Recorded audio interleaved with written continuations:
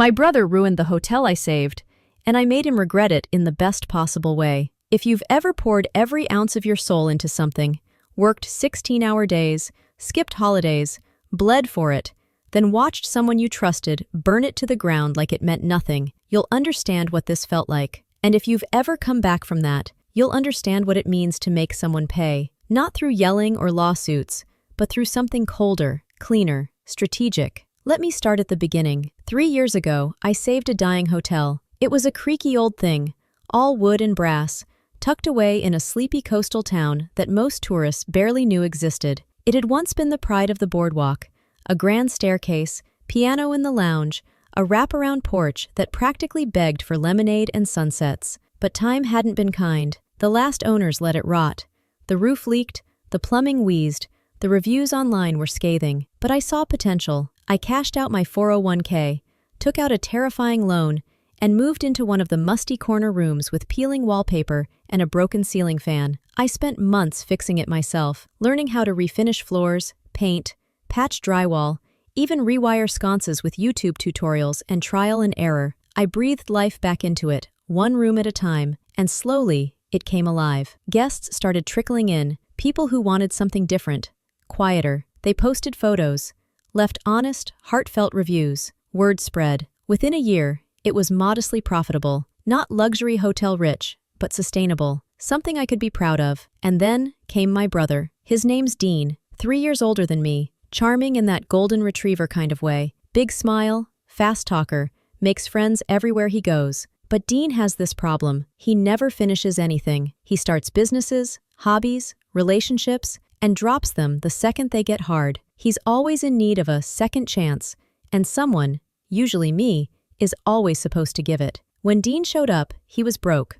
Again, he'd just walked away from a business venture in Florida that went sideways. All he had was a suitcase, a credit score in the toilet, and that same hopeful grin he's always used to get what he wants. "Let me help," he said. "I'll manage the bar, update your books, whatever. Just let me stay until I get on my feet." I hesitated. My gut said no, but guilt, years of being the responsible one, won out. I gave him a room and a set of keys. For a while, it went okay. Dean helped stock the bar, greeted guests, told stories that made everyone laugh. I let myself believe maybe he'd grown up. Maybe he really wanted to be part of something lasting. Then I noticed the bar inventory wasn't adding up. Bottles went missing. Receipts didn't match. I confronted him gently. "Hey, Dean, are we tracking cash sales from the bar?" He brushed it off. Yeah, probably just didn't log a few. You know how busy it gets." But it happened again, and again. Then I found out he'd given away 4 nights in our best suite to a group of his buddies. Free. Said it was good exposure. They trashed the place,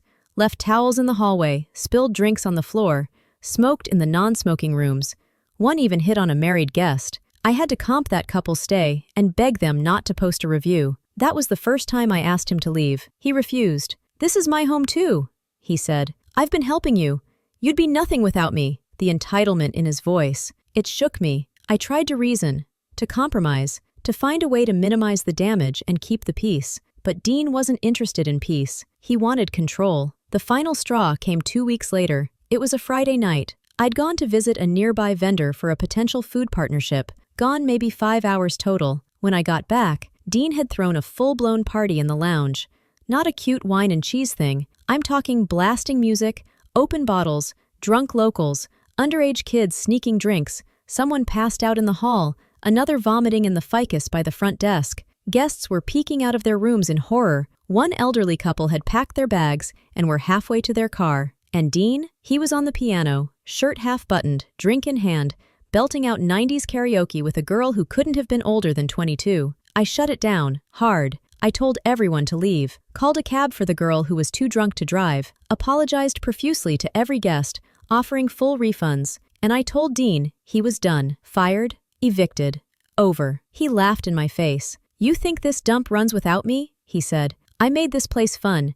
You're just uptight and boring. This is why people leave you." That line hit like a punch, but I didn't flinch. I told him he had 24 hours to get out, or I'd involve the police. He left, but not quietly. 2 days later, the power went out. All over the hotel. Guests were mid-shower, phones died, the lobby darkened like a horror movie scene. The fuse box had been tampered with, wires cut. I knew it was Dean, but I couldn't prove it. Next came the fake reviews, dozens of them, rats in the room, owner screamed at me, bar serves minors, all posted within days, ratings tanked, bookings dropped, a health inspector showed up unannounced, triggered by a bogus anonymous complaint, and through all of it, Dean was quiet, too quiet. I found out later he'd launched a Facebook page using the hotel's old name, the Bayview Inn, the name before I'd rebranded it. He claimed he was starting a new, better version, promised events, parties, drinks, no uptight management. He even used a photo of my building on the cover. That's when I stopped. I didn't scream.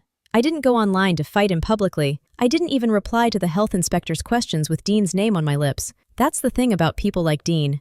They expect explosions, drama, screaming matches. When they don't get it, they get nervous. And nervous people make mistakes. First, I cleaned house. I had to rebuild the hotel's image from the ashes of his wreckage. I emailed every past guest with an apology, a discount, and an invite to return for a quieter and more luxurious experience. I redid our branding, updated the website, and boosted ads showing families, honeymooners, and artists sitting in peaceful corners of the property. But behind the scenes, I started digging. I wanted to know what Dean was really up to, because he wasn't just trying to ride my coattails, he was trying to cannibalize everything I'd built and repackage it under his own delusional vision. And that meant he'd slip up, because Dean never did his homework, never read the fine print. I contacted the domain registrar where his Bayview Inn page was hosted. The images he'd used? All mine, photographed by a friend I'd paid, trademarked and watermarked, though subtly. He'd stripped the watermark out, but not perfectly. You could still see the faint digital signature layered into the metadata.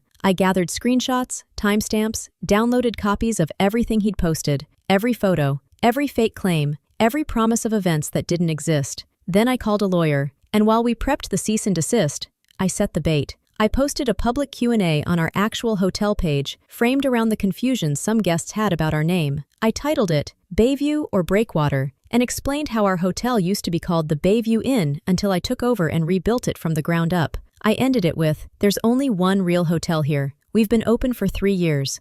You're welcome to stop by and see for yourself. The post exploded. People were angry, confused. Some shared screenshots of Dean's fake page. One woman commented, I booked through his site. Is this place even real? That's when Dean made his mistake. He went live. In his usual button-down shirt and sunglasses mode, he filmed a Facebook Live video ranting about how I'd stolen the family business, how he was restoring it to its former glory, and how real locals knew the truth. It was gold, because in that video, he not only admitted that he hadn't secured a business license yet, he joked about it. They want me to wait on paperwork. I say, nah man, we open next weekend. And that, right there, was all I needed. I sent the video to my lawyer.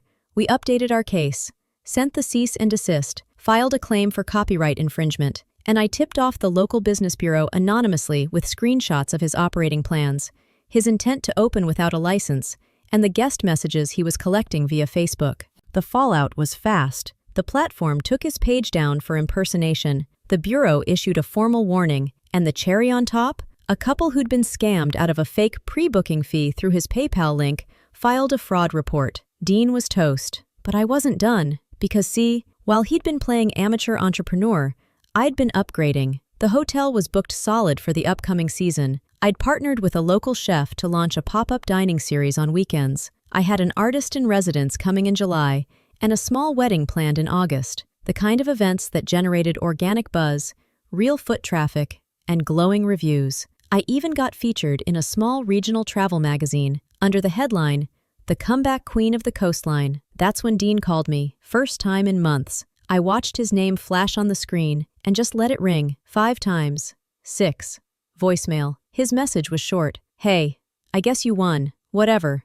Just wanted to say, I didn't mean to screw everything up. I stared at the phone, my chest tight with rage and disbelief. That was his apology? I guess you won? Not, I'm sorry.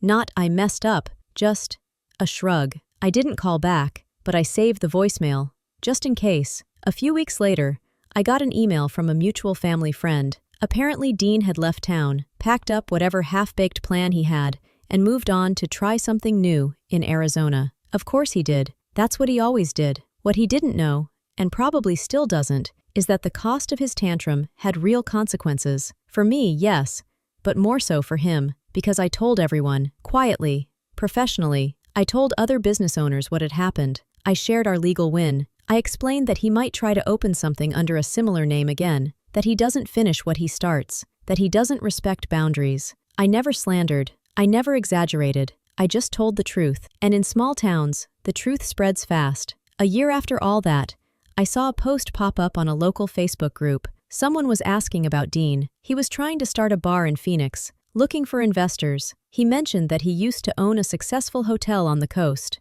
I commented, "Just make sure to ask him who really built it." Then I logged off and went back to work, welcoming new guests at my fully booked hotel, the one I saved, the one I rebuilt from ashes, the one he tried to destroy, and failed. I used to think revenge meant confrontation, that it was about standing in front of someone who hurt you, looking them in the eye, and making them feel what they did, making them regret it, making them say sorry. But that's not real. Real revenge? It's peace. It's silence. It's waking up in the morning and not thinking about them anymore. It's success without them in the room. It's choosing. Dean faded, not all at once, but gradually, like a shadow retreating with the sun. After he left, there were no more fake reviews, no surprise inspections, no sabotage. It was like the air cleared, like the whole building took a deep breath again. I stopped looking over my shoulder, stopped checking his Facebook, waiting for the next grenade. He was gone. But the hotel? It was still here, more alive than ever. I walked those halls every day, watching people make memories in the space I brought back from the dead.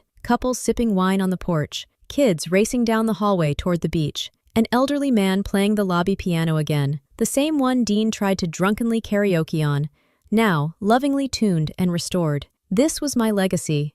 Not him, not his mess, mine, and I earned it. I remember one afternoon, I was checking in a solo traveler, a woman in her 60s who said she came every year, ever since we reopened. She looked around the lobby, smiled, and said, "There's something about this place. You can tell someone loves it." That one line almost brought me to tears, because she was right. Every bit of this place was touched by my hands. Every nail, every brushstroke, every stupid fight with a contractor, every sleepless night, every ounce of self-doubt that whispered I wasn't good enough, wasn't smart enough, wasn't strong enough. I proved them all wrong, and I never needed to raise my voice. That's the part Dean never understood. He thought power was loud, chaotic, flashy, that revenge was a punch or a viral takedown. But I knew better. Revenge was outlasting him. It was surviving. It was thriving so completely that even his memory couldn't stain it. I didn't talk to my parents much about it. They were always weird about Dean. He was the troubled one,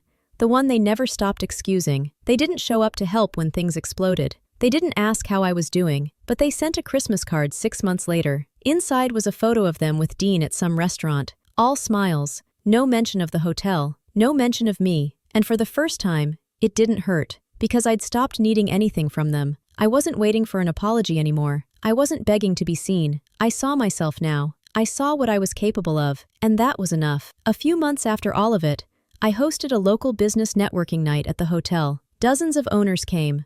Coffee shop managers, artists, boutique owners, people I respected, people I'd once been afraid to speak in front of. I stood up and gave a short welcome speech, told them the story of the hotel's revival, the struggles, the mistakes, the victories. Afterward, one woman came up to me and said, "You're the reason I didn't give up on my store. I watched how you handled everything. You made me feel like I could fight back too." That stayed with me. It still does. I think about who I was, naive, hopeful, desperate to believe family meant safety, and then I think about who I became when I took those keys back. Clear, strong, unapologetic. Do I wish it hadn't happened? Sometimes. But then again, if it hadn't, I wouldn't be this version of me. And I like her, the woman who rebuilt her dream, who defended it without shouting, who rose from sabotage with her dignity intact, who turned pain into purpose, and who, when faced with the fire, didn't run or scream. She rebuilt from the ashes, and she built better. So no, I don't miss Dean.